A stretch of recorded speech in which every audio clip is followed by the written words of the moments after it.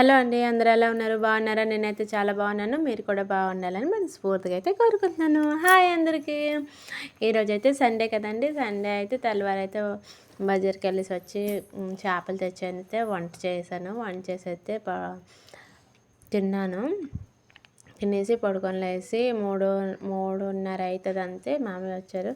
సొన్నపరికి బీచ్కి వెళ్తామా, వెళ్తామా, ఇప్పుడు చూడలేదు అన్నావు కదా. చాలాసార్లు పిలిచారు, నేనైతే వెళ్ళలేదు. ఇదైతే ఫస్ట్ టైం బయలుదేరాను. వెళ్తామంటే సడన్గా అయితే బయలుదేరాము.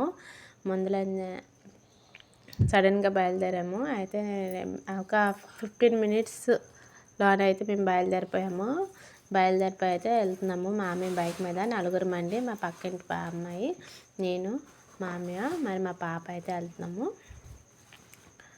అయితే సొన్నపురం బీచ్కి వెళ్ళిన తాళ్ళనైతే ఇప్పుడు రోడ్ చూసారా అలాగ ఉన్నదో, చాలా బాగున్నది. ఇదైతే బ్రిడ్జి అండి. ముందులైతే సొన్నపురం బీచ్కి వెళ్ళడానికి అయితే ఇటు సైడ్ నుంచి అటు సైడు ఇది పడవలు వేసి ఉంటారంట. 10 రూపాయల టికెట్ ఉండాలంట. ముందులైతే మా మామయ్య చెప్తున్నారు, నాకైతే తెలియదు. నేనైతే ఫస్ట్ టైం చూస్తున్నాను. చూసారా, ఇప్పుడైతే 4 అయితే అవుతుంది. సూర్యుడు అయితే వెళ్ళిపోతున్నాడు చూడండి. చాలా బాగుంది కదా ప్లేస్.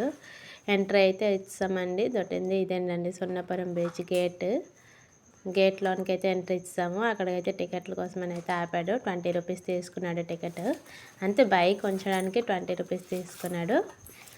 అయితే మేము ఆ లోన్కి వెళ్ళిన తర్వాత అయితే ఇలాగే చుట్టూ ఇక్కడైతే ఫోటోషూట్ చాలా అవుతుందండి. వెడ్డింగ్ ఫోటోషూట్ కానీ ఏదైనా ఫోటోషూట్, సినిమాలది షూటింగ్ అయితే కూడా ఇక్కడ చాలా అవుతుంది. ఎక్కువగా వెడ్డింగ్ షూట్లు ఎక్కువ అవుతుంటాయని, చాలా బాగుంటుంది, మంచి ప్లేస్ అనేసి విన్నాను.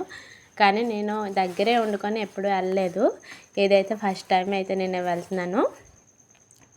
చూసారా, ఇక్కడైతే ఐస్ క్రీము, చాట్, పానీపూరి అన్నీ అయితే ఎంట్రీ అయితే ఇస్తాము. చూడండి, మా పాప, మా పక్కింటి అమ్మాయి అయితే ఇప్పుడు పరిగెట్టారు. నాకైతే భయం వేసింది, వాళ్ళు ఎక్కడికి వెళ్ళిపోతారు అనేసి. నేనైతే కేకలు వేసుకొని అయితే అలా వెనకతలు పరిగెట్టాను. నేను కూడా ఈ మట్టిలో నడలేమండి. చూసారా, ఎక్కడికి వెళ్ళారా అని చూసినప్పటికైతే చూడండి అక్కడికి వెళ్ళిపోతున్నారు.